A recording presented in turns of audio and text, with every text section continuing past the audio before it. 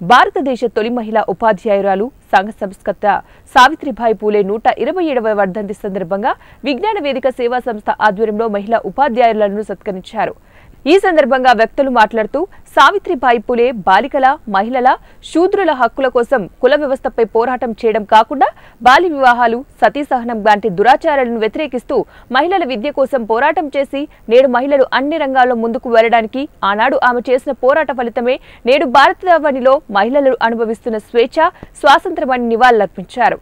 నిర్వాహకులు అల్లు శ్రీనివాస్ మాట్లాడుతూ సావిత్రిబాయి పూలే భర్త జ్యోతిరావు పూలే మరణించినప్పటికీ ఆయన ఆశయాలకు అనుగుణంగా భర్తలు కోల్పోయిన మహిళలకు ఆశ్రయం కల్పించి వారికి విద్యను అందించి ప్రయోజకురాలను చేసిన ఘనత మొట్టమొదటిగా సావిత్రిబాయి పూలేకే దక్కుతుందని, ఆమె చివరి వరకు ప్లేగు వ్యాధిగ్రస్తులకు సేవలందించి ఆమె ప్లేగు వ్యాధిన పడి మరణించిందని, ఆమె పేరిట మహిళా ఉపాధ్యాయులు పి సుభద్రాదేవి, అల్లు వనజాక్షి, అల్లం వాణిలు సత్కరించామని తెలిపారు. ఈ కార్యక్రమంలో డి భవానీ శీతల్, నారాహశెట్టి రూపావాణి, న్యాయవాదులు నీలాతి రమేష్, గంగుల సురేష్ తదితరులు పాల్గొన్నారు.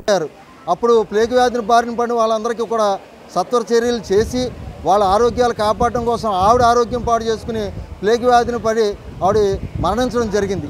అలాగే ఆ భర్త ఆశయాలకు అనుగుణంగా నడుస్తూ మరి ఎక్కడైతే బాల్య ఈ సంఘ ఈ సతీ సహగమనం కానీ అప్పుడున్నటువంటి వ్యవస్థని రూపుమాపడానికి ఎక్కువగా సేవ చేసింది.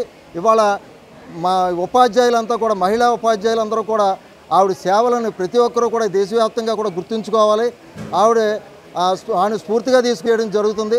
అందుకు ఆ సందర్భంగా ఇవాళ విజ్ఞాన వేదిక సేవా సంస్థ ఆధ్వర్యంలో మరి ఇక్కడ మహిళామూర్తులను, మరి మహిళా ఉపాధ్యాయులను సత్కరించుకోవడం జరిగింది. అందులో మరి సుభద్రాదేవి గారు, అలాగే వనజాక్షి గారు, అలాగే వాణి గారు వాళ్ళని ఇక్కడ మహిళా ఉపాధ్యాయుల మధ్య సత్కరించుకోవడం జరుగుతుంది. ఈ సందర్భంగా ఈ కార్యక్రమంలో పాల్గొని సహకరించినటువంటి అందరికీ కూడా ధన్యవాదాలు తెలియజేస్తున్నాం. మహిళా ఉపాధ్యాయురాలు, మొట్టమొదటి మహిళా ఉపాధ్యాయురాలు సావిత్రిబాయి పూలే యొక్క వర్ధంతి.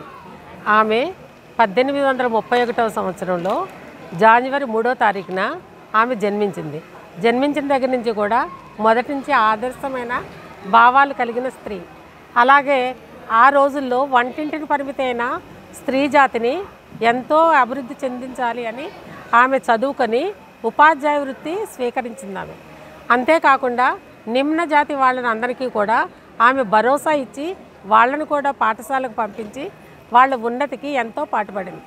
ఆ రోజుల్లో ఇప్పుడు కరోనా ఎలాగో అప్పుడు ప్లేగు వ్యాధి కూడా అంత భయంకరంగా వచ్చింది. అది అంటు వ్యాధి అని అందరూ దూరంగా ఉంచినా కూడా ఆమె ఆ ప్లేగు వ్యాధిగ్రస్తుల దగ్గరికి వెళ్ళి వాళ్ళకి సేవలు చేసి ఆమె కూడా అదే ప్లేగు వ్యాధితోటి